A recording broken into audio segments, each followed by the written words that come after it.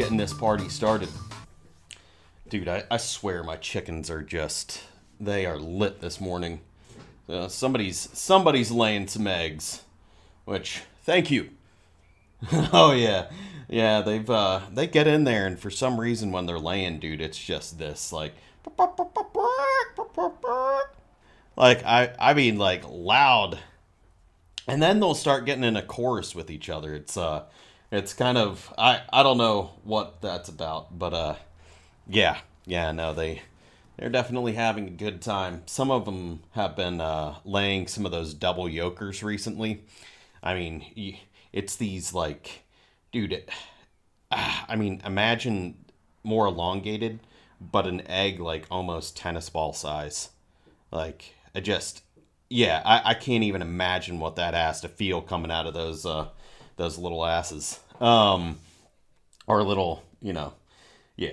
But so one of the things, and I probably should have done a small video of this before, but our followers, you probably noticed that one of our videos on YouTube, episode 9 or podcast 9, that was about the midterm elections. And we also talked about 2,000 Mules in that episode too. It was taken down. YouTube decided that it was misinformation and went ahead and took our video down. So that's why it's no longer available to you, because we are now professional, or official is what I should have said, peddlers of misinformation about the election.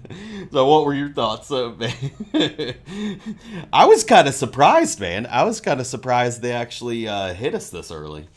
I'm not surprised. I mean, we're coming into this game far into the deep state's plan to censor all First Amendment speech that involves anything counter to their narrative. And they have doubled down on what they call the big lie, which is that according to them, the 2020 election was stolen is the big lie. Of course, Trump's flipped that on its head and stated that the big lie is that it wasn't stolen. So Trump's pretty good at doing that, not letting them frame the narrative. So pretty smart on his part, because that's where most of the war is, actually, if you can frame it.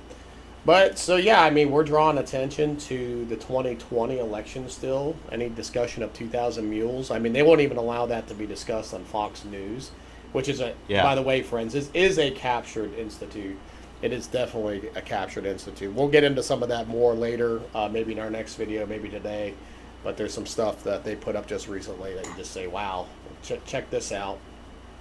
But yeah, I think, we're basically exposing, part of the infrastructure exposing their rampant criminality and controlling elections, and they can't have that. I hope that places like Rumble and BitChute eventually put you guys out of business just because nobody desires to come here. And maybe, quite honestly, maybe we shouldn't be using the platform anymore ourselves. So just preempt. I know it's kind of one of those things we've debated back and forth on, though. People like Steven Crowder, or Louder with Crowder's show, he's wondered the same thing. I don't know. Oh, we're still using it right now because it's been a decent way to, like, a lot of conservatives still use this platform. I'm not entirely sure why they're not going over to Rumble yet, other than the fact that it's just something different and it's hard for people to change anything. But we encourage you, go over to Rumble, go over to BitChute. You really don't need YouTube anymore, and it's a extremely abusive platform. So just make the change. Yeah, help us. Yeah, we discussed it, and it's kind of the battlefield. YouTube represents a battlefield for the waging of war of ideas, and so if you're able to get some of the conservative ideas out there into a context where you're going to be able to reach people that otherwise wouldn't hear the ideas because they're just never going to be on the other platforms. I don't know why you wouldn't. It's 2022. You've had the time because of the lockdowns. So it's not like you haven't had time to investigate. But so there's that. But yeah, giving money to really it's big government. I think as we continue to see this drama play out with Elon Musk and Twitter, And as I said before, there was an incredible article that demonstrated the fact that the amount of money it would take to process the data that most of these big tech platforms are doing is just astronomical, and there's no way with their budgets that they're doing so. The implication being it's probably being funded by government or governments behind the scenes, and therefore they're actually fascist arms of the government, which we know that's true 100% for Twitter. So I wouldn't be surprised if we find the same thing happening with YouTube. And of course, the entire point is, they can censor because they're just going to ignore Communication Act 230, and then they're going to say that they're a private company, so they're allowed to. But of course, they're doing stuff on behalf of the government, and they're actually just violating the First Amendment in a roundabout sort of way. Yeah.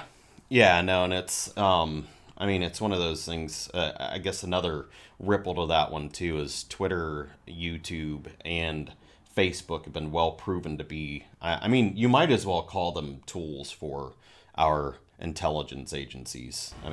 Yes, absolutely, for sure. Yeah.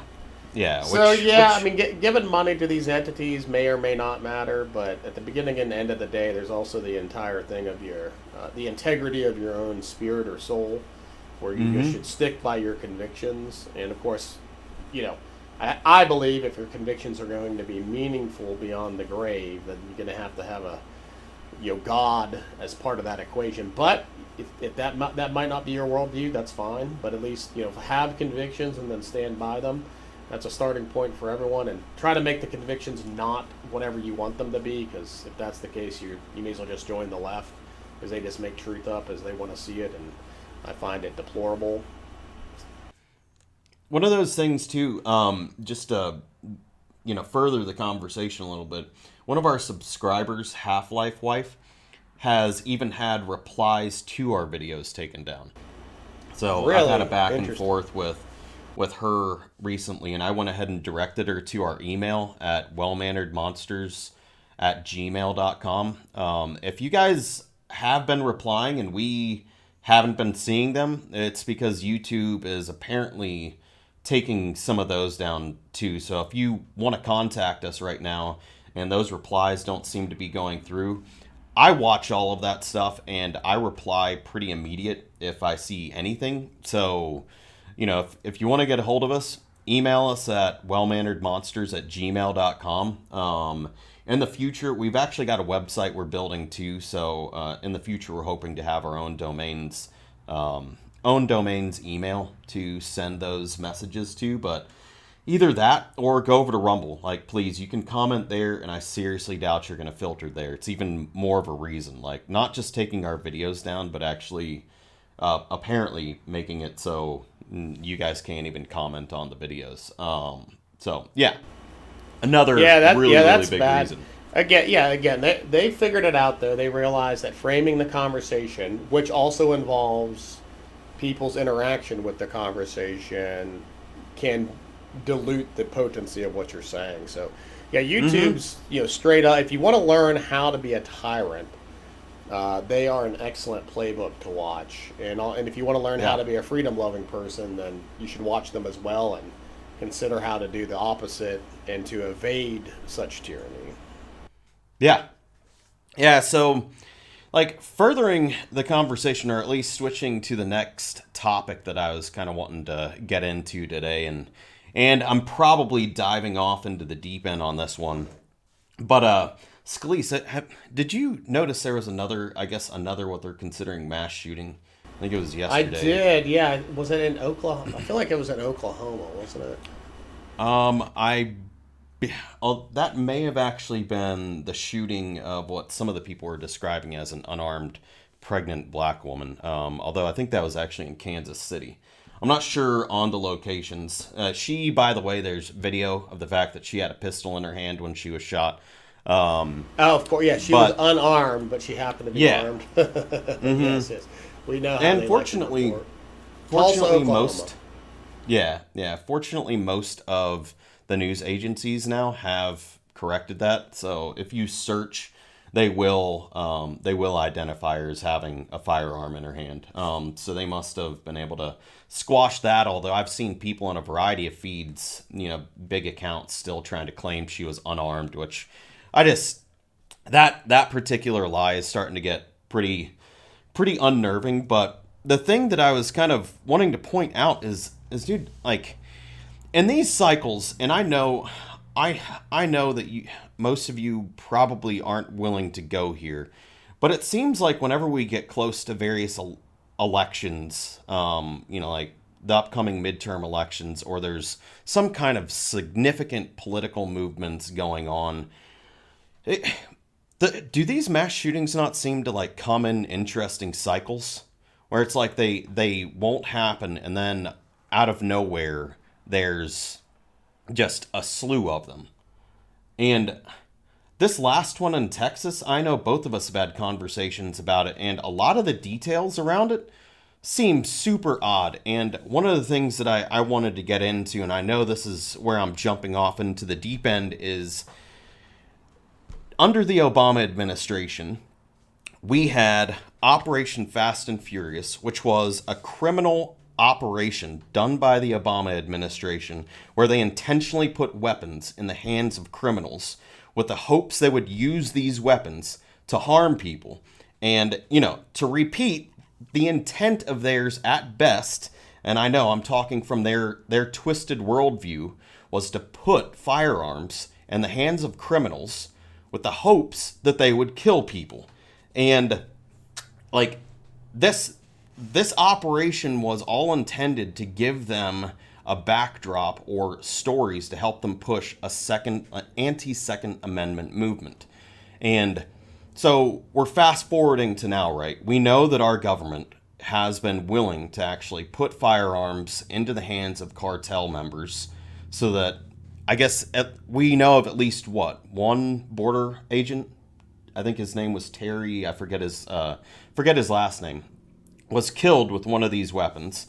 So they were willing to go ahead and put these weapons in criminals' hands for the sake of, with the intent of them using them against our citizens and Mexican citizens in order to push the anti-Second Amendment movement. And fast forward to now, am I going to put it past them using Facebook, using Twitter, using these various instruments of the intelligence agencies to identify the lunatics amongst us and possibly activating these people? And I know, Scalise, I'm dropping this one on you. Like, I didn't even discuss this idea with you before the show, but looking back at the past with what they were willing to do, I'm looking at the weird cycles of how these mass shootings tend to just like pop up during, really, really convenient political cycles. Is it beyond them? Should we put this beyond them or assume that no, they wouldn't go that far as to actually coordinate and possibly set things like this up? Of course not. I mean, so it's a matter of historical fact, whatever we infer from it, but that during the Obama administration, when they were pushing for gun bans and gun legislation, that you had a tremendous amount of mass shootings. This is just a matter of historical fact.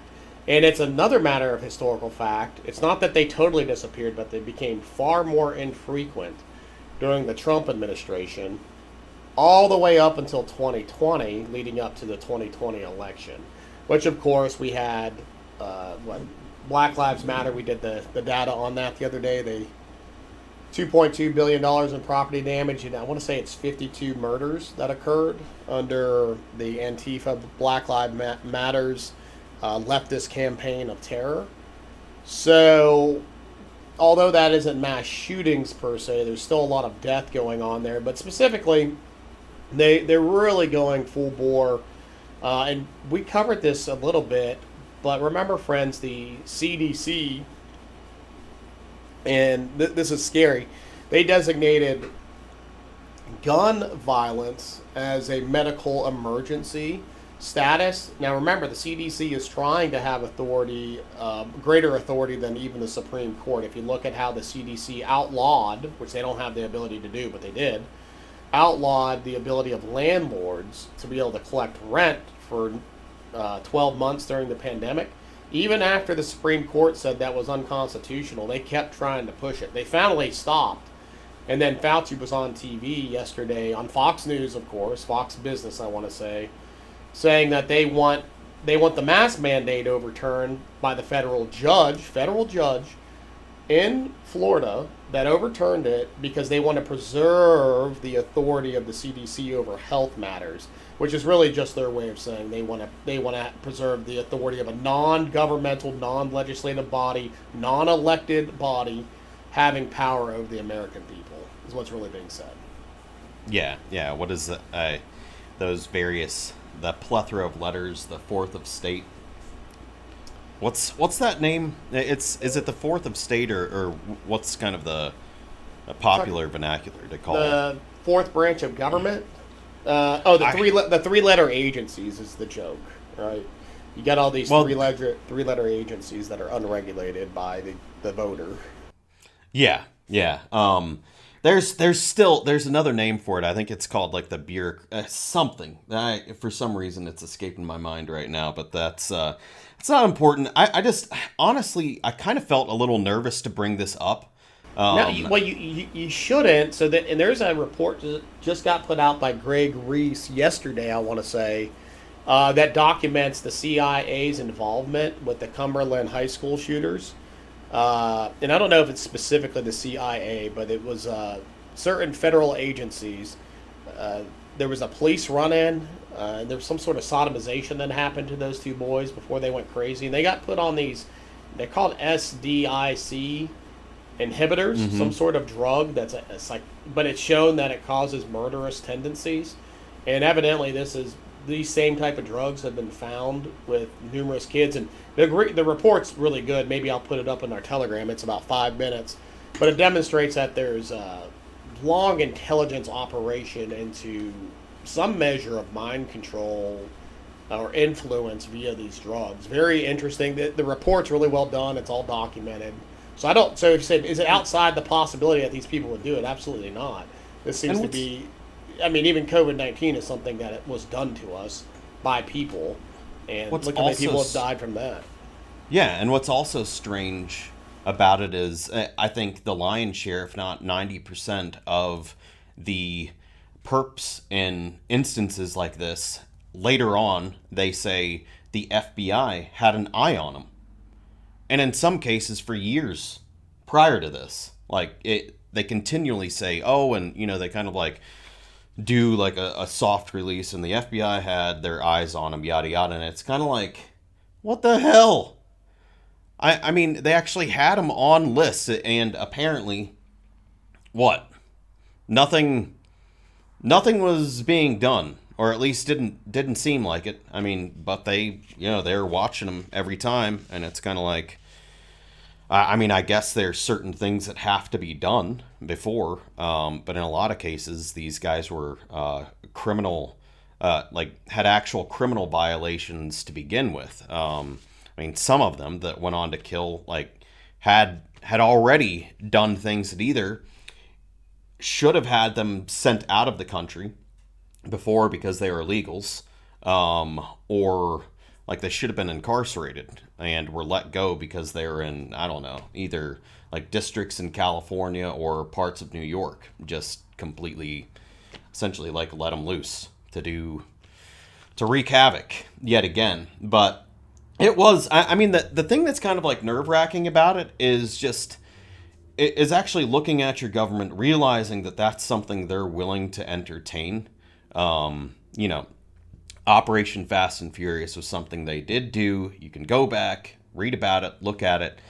That was absolutely heinous what was done there. And you fast forward, it's like, are we going to assume that this government that was willing to do that now under Joe Biden isn't willing to take this stuff further? I mean, a left-wing group of people that often talks about the ends justifying the means. And it's like, yeah, is that out of their reach? Is that something that's too far for them to entertain? I personally don't think so. I think that they're more than willing to.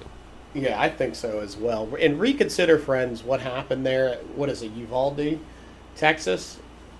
Because the what occurred continues to change.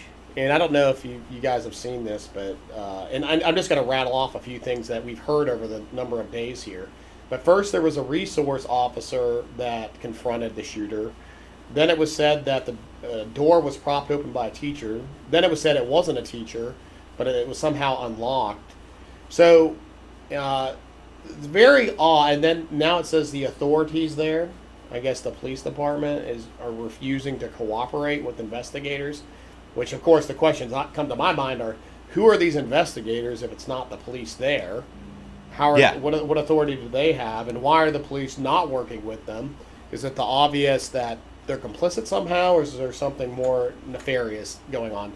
But the point is, when you have these type of contradicting facts coming out, it's typically because an eyewitness testimony person, somebody saw something that contradicts what was being told. So what it usually suggests is that there's a lot of lying going on, and that the lies are getting caught really quickly, so they have to continue to change what they're saying. But in terms of that being some sort of false flag, it's, again, matter of history. Audience, you guys decide. How come when they're trying to push gun legislation, and then on the heels of the Canadian dictator Trudeau, or whatever his name is, Yeah. trying to basically confiscate all their guns. How come every time they're trying to do this, all of a sudden gun shootings go nuts? That's more than coincidence. If you ask me, I'll leave it up to you all to decide. And wasn't it Broward County in Florida where something very similar to this happened? Like the response seemed to be called off. I mean, there was just a lot of like weird shit that kind of happened with the response to that shooting. It happens every time. As a matter of fact, I was just talking about the Cumberland High School shooting. That's a long time ago, right? In that report, Greg Reese, there's more than 52 eyewitnesses by students that said it wasn't only the two shooters, the two kids, but there was military-age men in their 30s. One was bald and the other one had a goatee that were shooting people as well. And again, you could think that's conspiracy theory, but at the beginning and end of the day, there is no surer evidence than eyewitness testimony. And when you have corroboration among 52 students that were there on the ground saying there was more than two active shooters, that raises a lot of questions. And that's not a matter. And that's not a matter of speculation. That is documented eyewitness testimony that there were other shooters there. Even though in this case with the black woman, the pregnant black woman that was shot, who was armed, they, like, some of the first stories that came out that she was unarmed was corroborated supposedly by an eyewitness that said she was unarmed. And that's like, that's... So yes, it's a tough one, right? Real quick, well, there's a big difference there, right? Scripture says that let every word be corroborated, right? Be proven true by two or three witnesses. And it gives us the principle of multiple attestation, meaning that the more witnesses that agree on something, the higher the probability of the truth. Now, it doesn't mean you can't have conspiracies where everyone's lying. I give you the mainstream media press as an example of that. But of course, then that gets into vetting who are the people. If I'm a student terrorized in a mass school shooting, and I'm saying this happened along with a bunch of other terrorized students at the time or shortly after the time, well, that's much higher probability. But anyways, so you're bringing up a great how do we adjudicate these type of claims, and hopefully that helps a little bit. Well, and I think we should, and considering the fact that the government has a history of having their hands in some really awful things, perhaps there should be a division. Well, we don't need a new division. We should just use the actual law enforcement agencies we have right now to do their job properly and investigate this kind of stuff. Because of the supposed coincidence of these things popping up whenever there's some kind of convenient political occurrence that they're pushing, or when elections start happening, or when we get close to elections, stuff like this seems to pop up and become more frequent. It's like, yeah, perhaps we should put part of our law enforcement resources to trying to suss out whether or not these guys are actually doing this. And I mean, think about how perfect Facebook and Twitter and these instruments, like, say, if they literally are tools of the intelligence agency, and we've been worried about them going after people on the right and censoring us, but think about the other side of that. They have a perfect avenue for identifying people who could be used in this way. I mean, because most of the people out there, crazy, stable, whatever, are all posting most of their life on these platforms. So, I mean, it gives them a pretty strong tool for identifying people that could be, that could be used this way. And it's horrible to think that could be happening. It's just, and I guess we don't have solid evidence outside of the fact that we know the government's been involved in both international things, both pretty heinous international occurrences, and then operations like Fast and Furious, and that's just something I'm, I guess Yeah, it's not that there's not evidence of it, right? It's the fact that when evidence does come out, it gets de-emphasized, and this is one of man, I would love to have a discussion at some point on theological method. It's amazing how much of my investigative abilities and my understanding of things comes from that.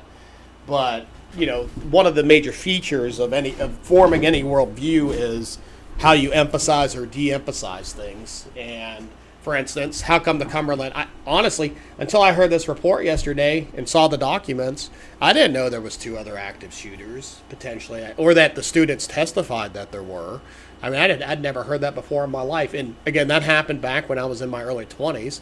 So I wasn't paying attention to the news then like I am now. I still heard about that stuff though. But since I got my news from the mainstream media, I never heard about these other potential shooters. So very, very fascinating, right? So the evidence is there. It's just a matter of who controls the sound waves and thereby the ability to emphasize or de-emphasize certain things. I think the right needs to start viewing the left in a much more sinister fashion, a much more accurate fashion. Totally. 100%. I really wish we would stop giving them the benefit of the doubt. They have done far too many things in the past and are presently doing a lot of the same stuff that we've got to see them, as unfortunate as that is, for the people that they actually are. And yes, I do think they believe the ends justify the means, and their ends are not ones that I agree with or come close to even wanting. And Friends, I don't think we're going to stop them unless we identify them accurately. Agreed. Yeah, identification is crucial. Friends, real quick, I just put up it's in the Telegram, and we'll put it up on True Social and a few other places, but it's called The True Evil Behind America's Mass School Shootings by Greg Reese. I just put the video up. It's 6 minutes. Worth a watch. Very well documented, well researched. Everything Greg Reese does tends to be exceptionally done well. It's not typically lazy reporting whatsoever. Of course, you can go on to have discussions or dispute it or what have you, but it's still intel, right? This is what the left doesn't like that we do. It's the fact that we look at information and then we actually want to make our own decision about its credibility or lack thereof. And so I would encourage you to do those things if you have the time, And the left wants the ability to play God by filtering what you can and cannot see. That's their end goal. But Aaron's right. Yeah. 100%. We have to identify who the enemies are and the nature of their malice, rather than having a Hannity type approach where these people are just misled or confused and they're kind of my buddy, blah blah blah. Great friends with them, etc., etc. In the gospel sense, you want to say in the gospel sense that each individual person is desired by God and valued by God, and therefore we want to seek their reunion and they're good, etc., that's great. But you can't change that from your political identity is also to facilitate a world in which your children will benefit and grow up in, and it'll be nice and so forth, which will require you to make decisions about who are actual enemies. And then guess what? You can actually do what Jesus says. Love your enemies. Well, you don't know that they're your enemy. You're not going to be able to love them. So don't pretend like Jesus, the Jesus of the Bible doesn't want you to see people as enemies. Precisely the point of following that command requires you to see people as enemies. Yeah, and do what's necessary while also loving them. I mean, they are among the created class, just like we are. And there's also the ability to repent, and hopefully our ability to forgive if that repentance is there. And that doesn't mean that punishment for various crimes shouldn't happen too. Absolutely, yeah. We're not getting any of this wussy Christianity in here by no means. Loving does not entail the removal of punishment. Matter of fact, if I was going to do theology for a moment here, and I'll to be real brief, Aaron, the logic of hell requires love. Love makes hell necessary, because love at the implied in love is that you have to desire the other's good, and to desire the other good, but to be blind to evil or allow evil to prosper or evil to grow, to not have a place to quarantine evil, would it become unloving in the end estimation. So when people talk about like, oh, how can hell be loving, blah blah. Well, no. It would be if you didn't have a quarantine place for evil, any claim of some great entity out there called God or divine or what have you, that it is loving would be nonsense. It's precisely the fact that God would ensure the elimination of evil that the claim that he could be loving can stand. Well, and then also his discipline, that precursor, or that action that is done in hopes to keep you from that kind of hell, is something that's extremely loving and extremely important. But it's kind of one of those things that can, discipline when done properly, can make you feel temporarily like you're in a hell, depending on the severity of the actions done. But it is in hopes. It's in hopes of saving your soul. It's in hopes of bettering yourself for the eternal run. But yeah, no, I mean, we can move along. I know you've been, good grief, man. I woke up this morning and I think you had already done 20 different posts on Telegram. Probably. Well, I just try to pump it in there. I know that not everyone could look at the stuff, but I just want, if people want to say, where are you coming up with these ideas? I try to put a lot of it in there, and I don't even put everything up that I read. I put up just what I think is, uber relevant, because I don't. Fortunately, I don't want to overwhelm people, but I feel like I overwhelm people. Yeah, I think one of the craziest posts I saw was, and I said, "Oh hell no" to it. Gateway Pundit put up. Expert predicts fake AI children will solve population problem within 50 years. So to solve the overpopulation / to ensure depopulation, they want you to have AI children. It's got a picture of this baby that's just got the creepiest looking fake face. It is some scary stuff. It's crazy. I'll post that in the video either here or there. But essentially, it's a creepy, further advanced form of a Tamagotchi. Weird stuff, man. I love tech, but some of the direction this stuff is being taken is just completely useless in my mind.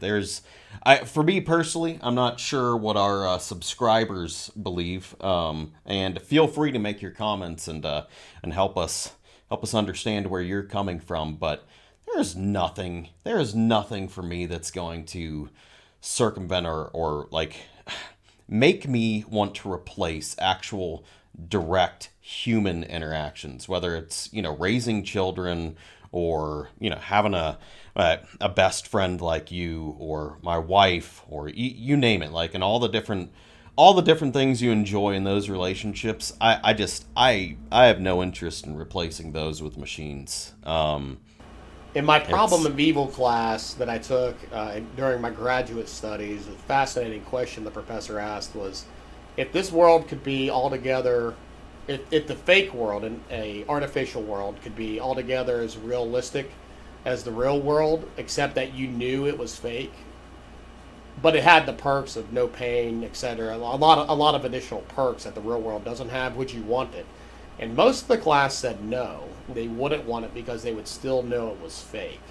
So it's fascinating because this is an interesting and this is a historic. This is kind of crazy, but it goes into what's called the ontological argument that Anselm facilitated. But essentially, it just means that realness, that something is actually real, something that actually does exist in the real world, is more desirable than its artificial fake. Even if the yeah, artificial fake might be better in terms of certain pleasures to the human person and anatomy. And I just think that's wild to think that people think that. But we'll see. That class was composed of a lot of very conservative people. It was a seminary course. And so, yeah. what will the population by and large think? And then there's certain places in the world where maybe life is almost like hell. Maybe they would welcome it. I mean, I don't know.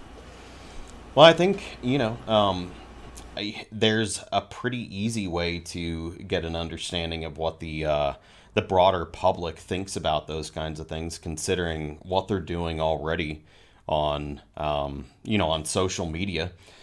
A lot of these people out there are actually exchanging direct one-on-one contact for this filtered, these filtered lives you see on Facebook and Twitter, and actually prefer it. I mean, that's where a lot of their time, the lion's share of their time, just enjoying other people is experienced instead of one-on-one.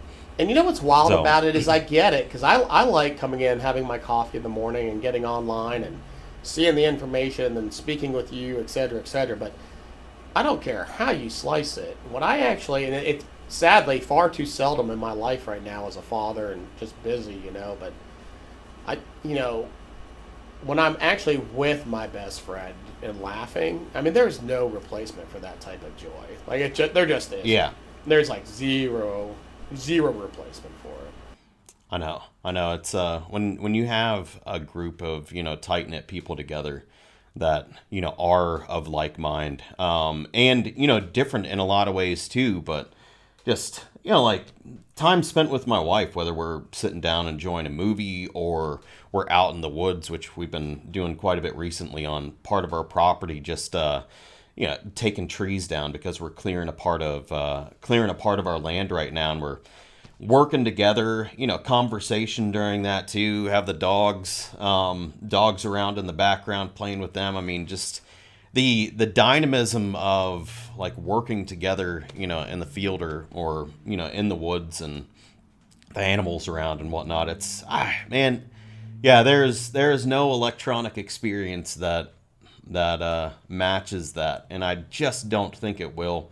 I mean, I hope not, and I know a lot of people's perspective on that is going to be different. I just think you're wrong, and I really hope you're.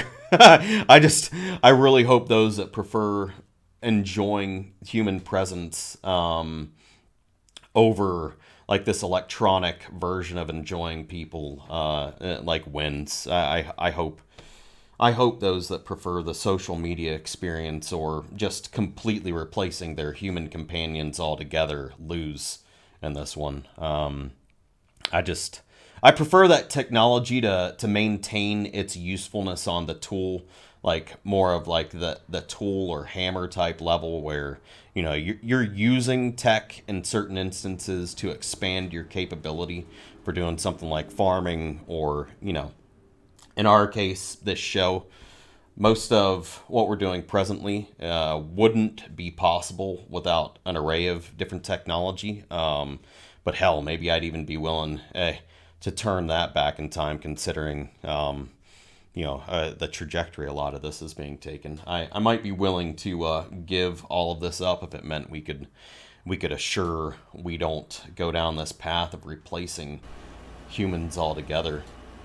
Well, I Yeah, mean, that's what they're talking about. And friends, I'm yeah, writing a series of articles right now called Transhumanism, Near Death Documented Consciousness. or after death documented consciousness and the afterlife. And one of the things we get into in this is that many experiments they've done with artificial intelligence to date has resulted in extremely sexist and or racist AI. And they'll sell you this scenario in which they say, well, artificial intelligence will be better than human intelligence because it'll be unbiased. And that's fundamentally false. Nothing can be unbiased ever. Okay, so that is a lie. It's impossible to be unbiased. Even like I said before, even God, you can't put him in the category of being biased. God has access to all information at all times with perfect attention. Okay, so, but he still has his way of seeing things. I'm not going to call it bias because I don't want to put him in a creaturely category. Well, but the POV, point is that, man. yeah, it's his point of view. And his point of view is better than all other points of views because he has access to all information at all times and all places with perfect attention. Nothing can compete with that. Every computer program is going to have biases. Biases cannot be eliminated. AI is going to be algorithms written by humans that have biases. Impossible to eliminate biases. And I could go into what goes into that equation to demonstrate it maybe another time perhaps. But I just wanted to point out the fact that you can't evade them. And this notion that somehow artificial intelligence is going to be better than human intelligence is just fundamentally lopsided. You'd have to create algorithms that compute forgiveness and reorientate and check biases, etc., which I don't think they're anywhere close to being able to do something like that. And of course, if they were to do that, you would say, well, why do you want to displace humans then with AI? Because basically what you're trying to do is just replicate exact human mind, in which case it won't be any better other than its computation power. Anyways, I could keep going, but I think it's like wild to think that it's crazy to think that they believe bias can be eliminated, even in artificial intelligence. It's insanity. No, it's one of those things where they are attempting to escape certain laws and fail to connect the fact that humans with bias are the ones creating these things. Like something that is biased cannot produce. Like, just absolutely cannot produce something that it isn't. That's actually probably it's true. An impossibility. Even if we look at the creation, right? God and humans, it flows, in my mind, very nicely to say, well, God has a particular point of view on how we should interpret facts in history, hence the Old Testament narratives, et cetera, right? And then to say, like, and thus humans do it in the same fashion, imperfectly, and in no way comparable to the way God can do it. But in the same way, therefore, we create biases and perspectives from which we present information. And that's what you would expect. If the creation is made after the image of the Creator, you would expect it to look that way. Well, you would have to be, transhuman, and even if you were, you'd still have a bias of some kind. But what I'm saying is, like, you would have to be able to identify human beings that could somehow separate themselves from what they were while they're creating something else. It's impossible. For creatures, I mean, the limitations of take God out of this conversation for a second. Anything that has limitations will have biases. It's inherent and it's impossible to evade. And it doesn't matter how much computation power you get, there's still going to be sequence. There's still going to be emphasis, and there's still going to be certain data that gets left out. Doesn't matter how big the computer gets, okay? Unless you get a godlike intelligence, like, it doesn't matter how big the computation, the data gets. It just does. It's irrelevant. It's still going to be biases there because if there's limitations, there will be biases. That gets into one of those ideas that you and I discussed. Remember that one that I developed some years ago where I made the claim that anything amongst the created order is inseparably religious. Like, they, by virtue of being created, are religious things. That would be right. And for our audience here, we would just say they're worldview entities, right? If you say, well, I'm not religious, I'm atheistic, or I'm agnostic, or whatever, right? You're some scientism or naturalist, whatever you might be. The point is that you have a particular worldview right? Something that makes sense of the big questions of life. Where did we come from? Where are we going? And why are we here? Those are the And three big needs. questions of meaning. And needs, man. Like, that's a large part of my argument was based around the fact that the us having needs is one of the biggest drivers of those things. The fact that we're not sufficient in and of ourselves or fully autonomous gives us, like, basically gives the rise of religion in some form. It has to, because you're going to form various traditions, knowledge bases, different things around, you know, Well, around those yeah, needs, that's resources. actually a very good point, right? So you basically your sheer limitation as a human makes you seek a worldview or a religion outside of yourself by which to organize meaning and your place in the world. That's not a bad observation. I think it's a really keen one, actually. Yeah, well, and it also dives in a little bit like broader definition of what religion is, and that particular word kind of dives into actions that are repetitive. I mean, you could even say sitting on the pot to take a dump every morning is a religious act, just due to the fact that it's something that's done repetitively. It's needed. This, that, and the other. I know that's kind of a crude point, but anyway, that's getting down to some of Well, the yeah, kind of yeah, aggregate of what a religion, what a religion is. sure. Well, and I'm just opting to use worldview because I think there's so much loaded negativity in how like narrow people hear that word sometimes. That's why I'm saying, well, Hmm. if you're listening, you have trouble with that, to just replace it with the word worldview. We're saying the same thing. Yeah. Yep. And it's something you can't separate. Like, you can't separate from how we even process things as humans. That linear kind of processing of content coming in. We just it's and that one, I don't know. Maybe we should actually, before I try to go further down in that one, I kind of actually feel like that might be worthy of a podcast in and of itself, because I feel like we could get way off into the weeds and we're already like 50 minutes in. Well, But it's good. No, we've created a lot of, hopefully our listeners would agree, interesting segues into other podcasts, I think, in this one, in a pretty happy sort of way. I think we can go a lot of different places. To put us back yeah, on point, though, I wanted to return to something about Fox News. Earlier I said it's a captured institute, so this morning on Fox Business, it says Connecticut is looking to hire a misinformation specialist to police speech online before the 2022 midterm elections. yeah, And then I went and I listened to the actual video just so to make sure I represented it correctly. But I mean, they just present this as like interesting information that the government is doing this, and how it's going to work. I mean, and I just thought this has got to be one of the clearest cases that they're a captured institute, because there should be nothing but fundamental screaming and outrage over the fact that a state government, federal government, state government, doesn't matter what level of government it is, but this is the actual government of Connecticut, which, by the way, there's a massive communist party in Connecticut, friends. I don't know if you know that. Connecticut's one of the yeah. worst states to live in, but that they just are. It's just like not a big deal. I mean, the First Amendment, the I Bill know. of Rights. It's like everything democracy stands for is the First Amendment. The second exists to protect the first, but the first is the most important. And they're It just like, is. yeah, it's no big deal. The state government's gonna make sure you can only say the things that they think is appropriate, and they just talked about it like it was no big deal. And I just thought, wow, like how grotesque. And to It's think one that of the they're influencing the mindset of conservatives in our culture is frightening.